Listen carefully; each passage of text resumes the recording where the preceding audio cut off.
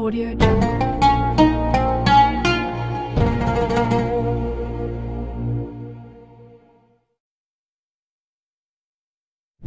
Waktu Maryam itu kan ayahnya Imran. Surat Ali Imran. Ayahnya itu Imran. Orang hebat. Kemudian ibunya itu Hannah, perempuan solihah. Kemudian dia dibesarkan oleh Zakaria. Dijaga, dirawat karena Imran meninggal oleh Nabi Zakaria. Tinggalnya di mihrab. Gak pernah jumpa laki-laki. Dia sudah menyaksikan makanan itu turun. Tapi ketika ujian itu datang, ujian dia hamil tanpa suami itu, apa kata dia? Ya laitani muttu qabla hadha. Andai aku mati sebelum ini.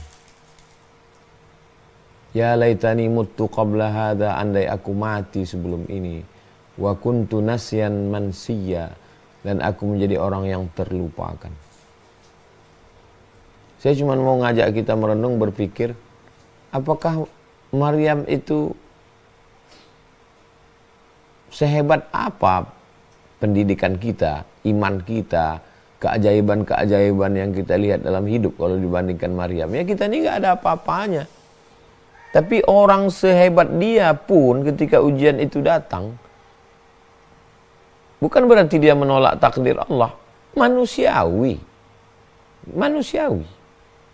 Artinya setiap manusia pun pasti merasakan itu. Ketika berita Nabi SAW meninggal, Umar bin Khattab, yang kalau dia lewat di suatu jalan, lalu kemudian setan pontang-panting gak berani lewat di jalan itu. Tapi ketika Nabi meninggal, bagaimana situasi emosi dia waktu itu saat mencabut pedang. Siapa yang mengatakan Muhammad mati akan kupancung kepalanya. Padahal ayatnya ada, kok bisa lupa dia. Datang Abu Bakar Siddiq membacakan, wa ma Muhammadun illa rasul. Muhammad itu hanya seorang rasul. Qad khalat min qablihir rusul. Sebelumnya sudah ada rasul-rasul dan meninggal dunia. Afa immata, kalau dia meninggal, au qutila, atau dibunuh orang, inqalabtum ala aqabikum, apakah kamu akan kembali kepada agama kamu yang lama? Wa may yanqalibu ala aqibaihi fala yadurrallaha syai'a. Siapa yang kembali kepada agama yang lama, maka dia tidak memudaratkan, merugikan bagi Allah walau sedikit. Saya cuma mau mengajak kita berpikir bahwa orang selevel Umar, orang selevel Maryam, mereka tetap manusiawi. Tetap bahwa mereka juga mengalami kesedihan.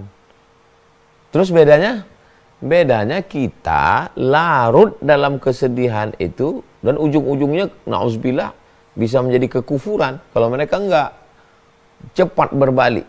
Hatinya itu cepat baliknya. Nah, itulah fungsi ilmu, ngaji, sholat, punya teman yang baik. Saya ketika saya terpukul dengan ujian yang berat, bedanya seandainya saya dulu nggak sekolah agama, saya nggak punya kawan, mungkin larinya itu jauh. Ibarat bawa motor, kalau rem saya ini blong, itu larinya naik ke tanjakan, masuk selokan, masuk fatal. Tapi karena saya ngaji, saya dekat dengan ulama, saya kenal kiai, cepat dia baliknya. Nah, bisa direm gitu. Makanya hati berbolak-balik, ya muqallibal qulub, engkau yang membolak-balikkan hati. Datang kawan, sabar. Ya pertama kali kita disabarkan orang, ya kita ngelawan, kita emosi. Enak aja kamu. Kan yang kena ini saya. Jadi siapapun pasti akan risau, gelisah. Karena kita manusia biasa. Tapi kalau kita ngaji, kita ibadah, baliknya itu cepat. Kira-kira begitu. Wallahu a'lam bishawab.